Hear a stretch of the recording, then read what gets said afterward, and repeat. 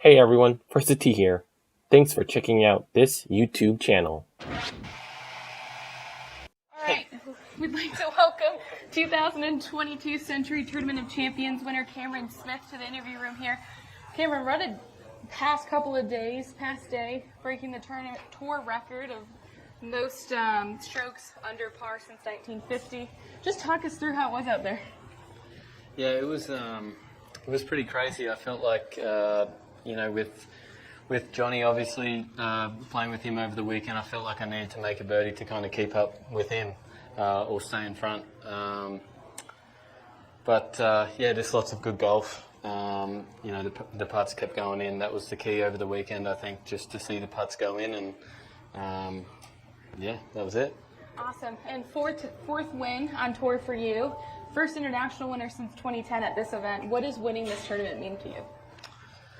I mean, it's such a good event. I've been fortunate enough to be here 2 times before. I love Maui. It's such a cool place, and obviously you're competing against the best guys the year prior, and all guys that know how to win a golf tournament. So it's pretty cool to be the winner.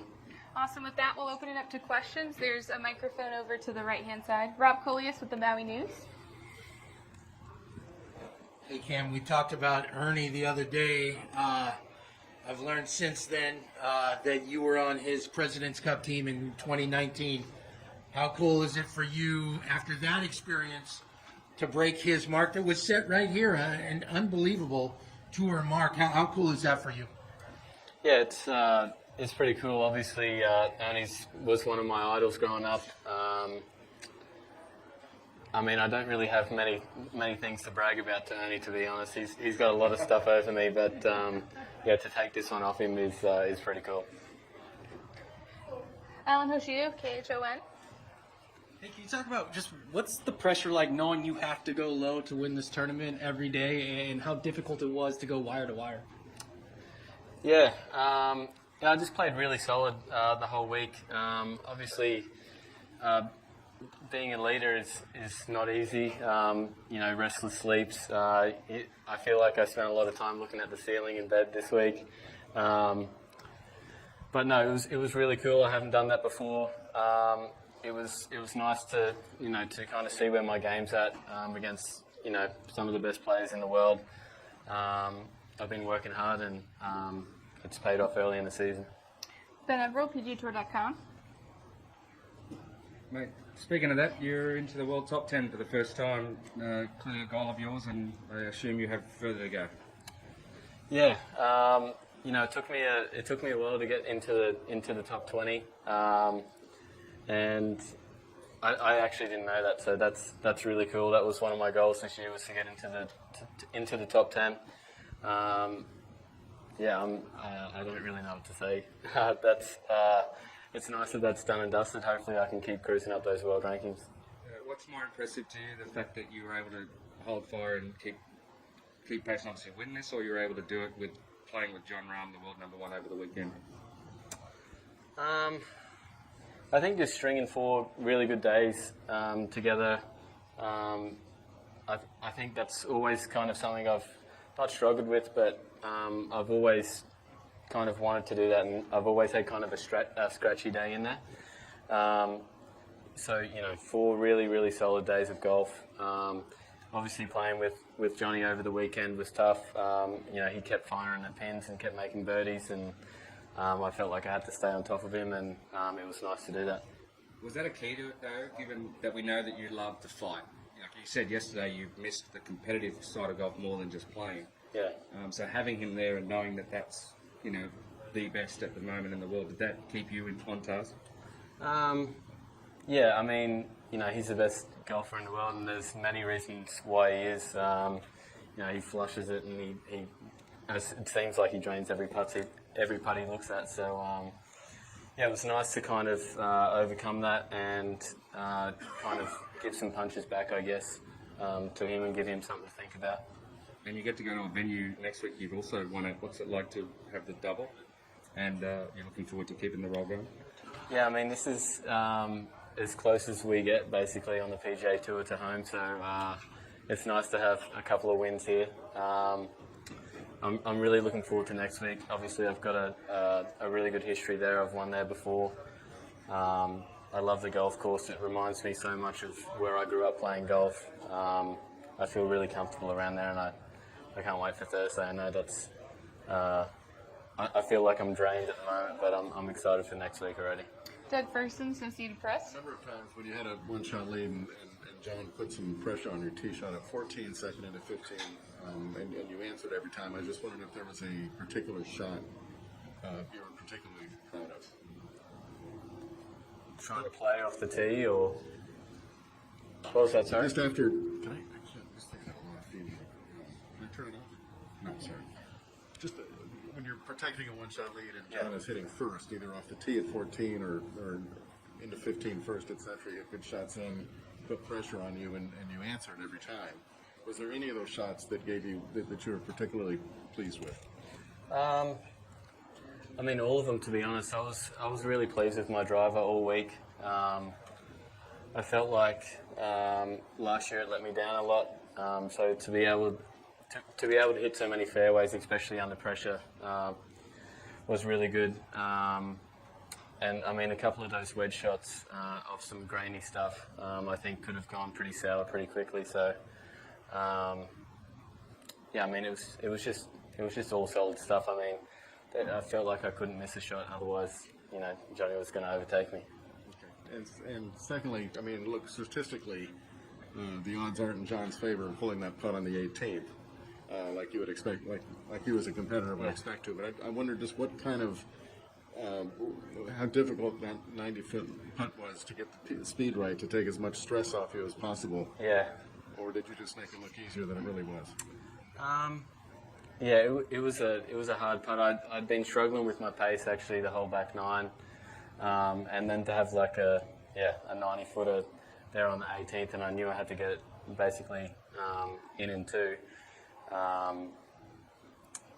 mean, I was expecting Johnny to hold his. I feel like he does that every week, and I feel like he's done it to so many people before, and he came so close. But yeah, I was just focusing on what I had to do. Suzanne Kemper, We Magazine. You can go up to the microphone, please.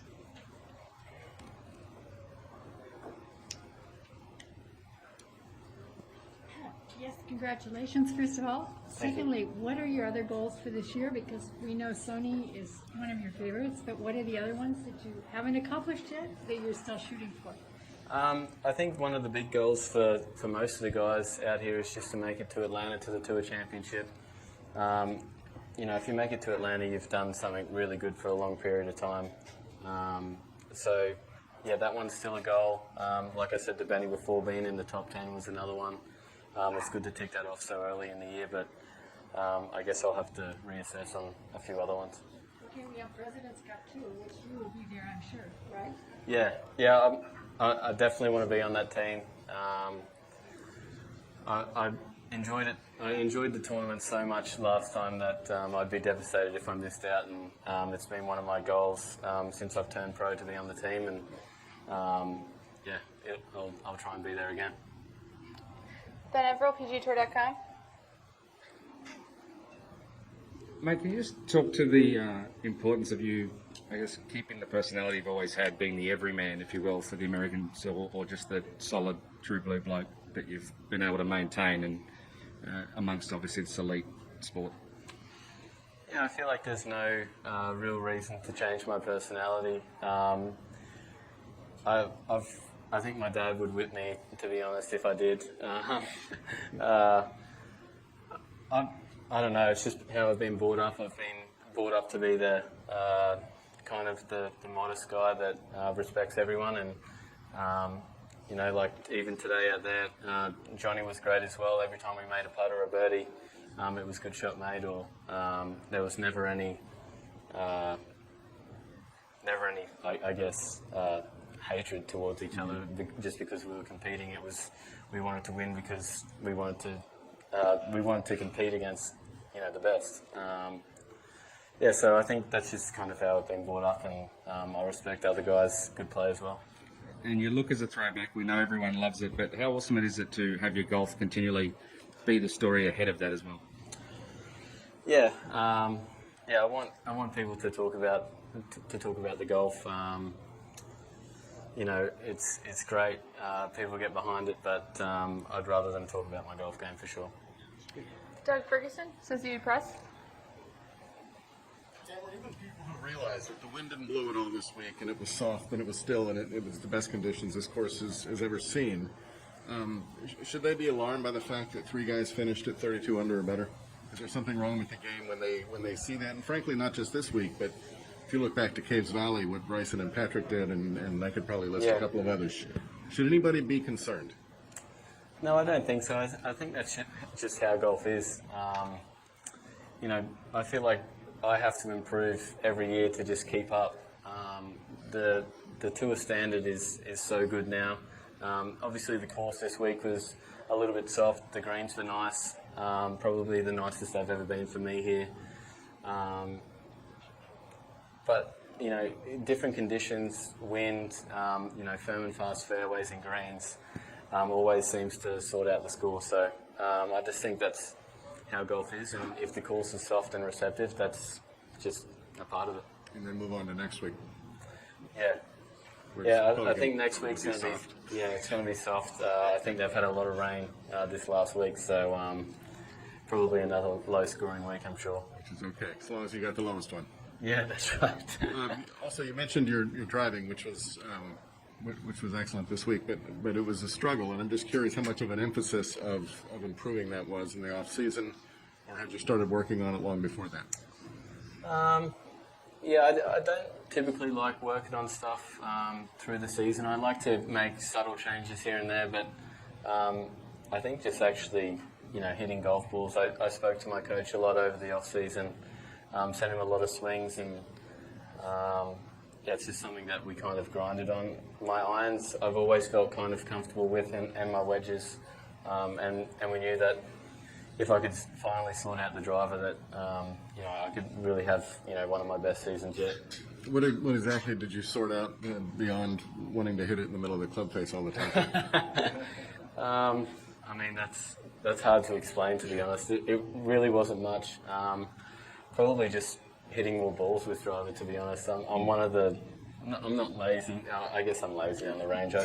I get through the wedges and the irons, and then I'm like, I'm ready to go home. I barely hit driver, so I made sure I stayed there for an extra 10 or 15 minutes and actually hit some balls. Thank you. Thanks. Anything else for Cameron?